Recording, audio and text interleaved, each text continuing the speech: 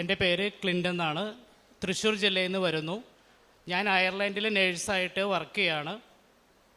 ഞാൻ ഉടമ്പടി എടുത്തത് കഴിഞ്ഞ വർഷം സെപ്റ്റംബറിലാണ്. ഉടമ്പടി എടുക്കാനുണ്ടായ സാഹചര്യം, ഞാൻ OET പാസ്സായ ശേഷം അയർലൻഡിലേക്കുള്ള പ്രോസസ്സിങ്ങിന് വേണ്ടി ഒരുപാട് ഇൻ്റർവ്യൂകൾ അറ്റൻഡ് ചെയ്യുകയും അതിനുശേഷം കിട്ടിയ ഇൻ്റർവ്യൂവിന് ATWS എന്ന് പറയും, അതിനു വേണ്ടിയുള്ള സ്റ്റെപ്പായിട്ട് അതിനുവേണ്ടി ഡോക്യുമെൻ്റ് സബ്മിറ്റ് ചെയ്ത് ഏകദേശം ഒരു 4-5 പ്രാവശ്യം റിജക്ഷൻ വന്നു.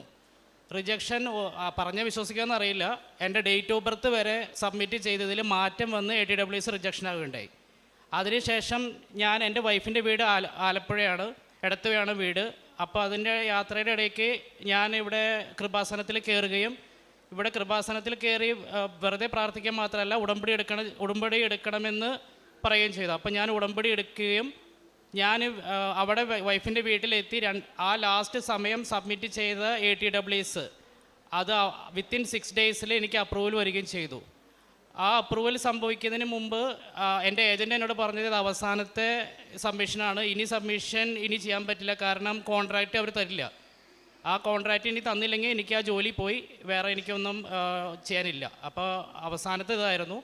അപ്പോൾ ATWS എനിക്ക് കിട്ടി. അത്ഭുതകരമായിട്ട് 6 ദിവസത്തിനുള്ളിൽ എനിക്കത് സംഭവിച്ചു. ഫസ്റ്റ് കാര്യമായിരുന്നു അത്. ഞാൻ രണ്ടാമത് ഇതിൻ്റെ പ്രോസസ്സിങ് കഴിഞ്ഞ് വിസയ്ക്ക് കഴിഞ്ഞ് ഞാൻ വിസയ്ക്ക് കൊടുത്ത് ടിക്കറ്റൊക്കെ കിട്ടി. ടിക്കറ്റ് ചെയ്യുന്ന യാത്രയുടെ ഇടയിൽ രാത്രിയായപ്പോൾ വലത്തെ കണ്ണിന് ഭയങ്കര ചുവപ്പ്, അതുപോലെ കണ്ണിന് വേദന.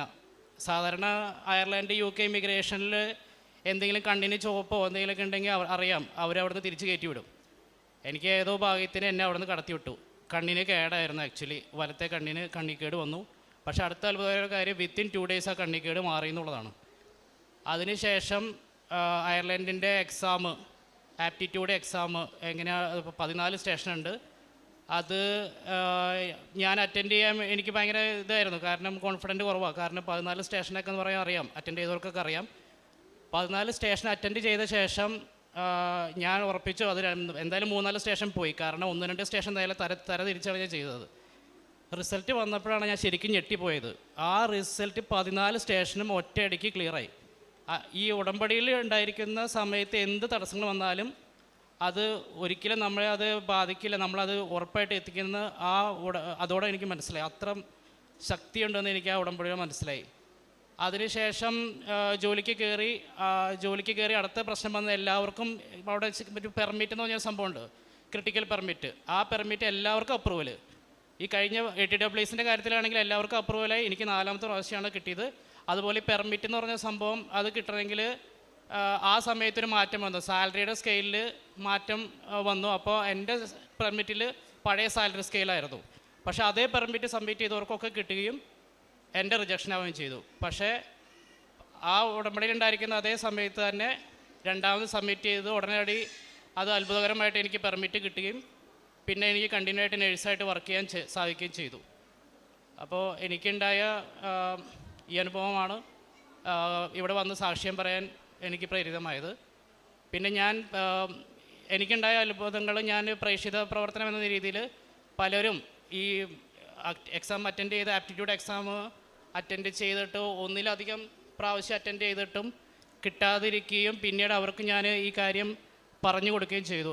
ഇങ്ങനെ കൃപാസനത്തിലൂടെ പ്രാർത്ഥിക്കുക, കറക്റ്റായിട്ട് കൃപാസന പ്രാർത്ഥന എത്തിക്കുക എന്നൊക്കെയാണ് ഞാൻ അവരോട് പറഞ്ഞത്. പിന്നെ എനിക്ക് സഹായം ചെയ്യാൻ പറ്റിയ 1-2 എൻ്റെ കൊളീഗ്സിൻ്റെ ഒരു കൊച്ചിനും ഒരു കൊളീഗിനും എനിക്ക് എന്നാലാവുന്ന സഹായം ക്യാൻസറിൻ്റെ കാര്യത്തിൽ എനിക്ക് ചെയ്യാൻ സാധിച്ചു.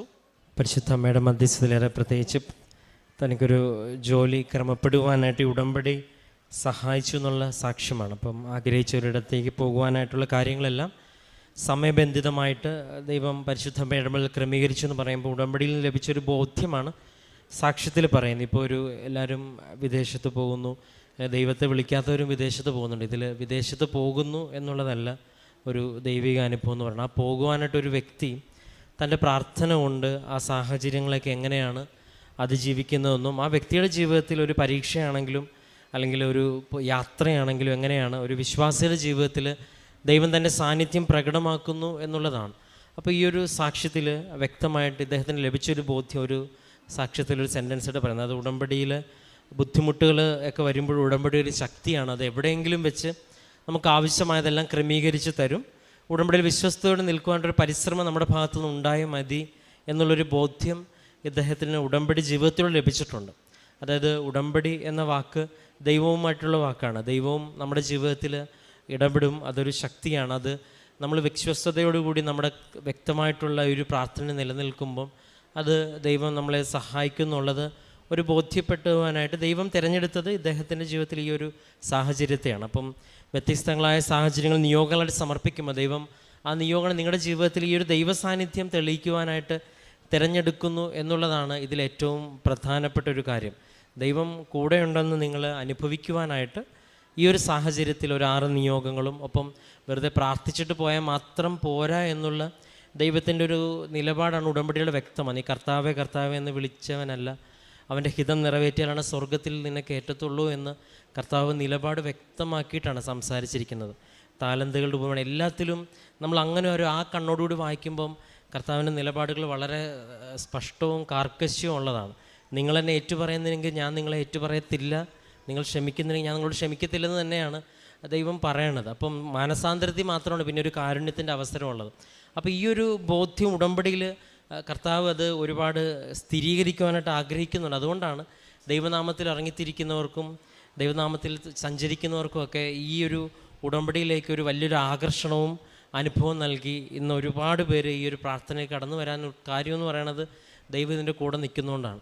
പേരെ പ്രത്യേകിച്ച് ഈ ഒരു വ്യക്തിക്ക് ലഭിച്ച ആ ദൈവാനുഭവത്തെയും മറ്റെല്ലാ പരിശുദ്ധ അമ്മ വഴി ലഭിച്ച എല്ലാ അനുഗ്രഹങ്ങളെയും പ്രതി നമുക്ക് കരങ്ങളടിച്ച് ദൈവത്തിൻ്റെ നാമം മഹത്വപ്പെടുത്താം.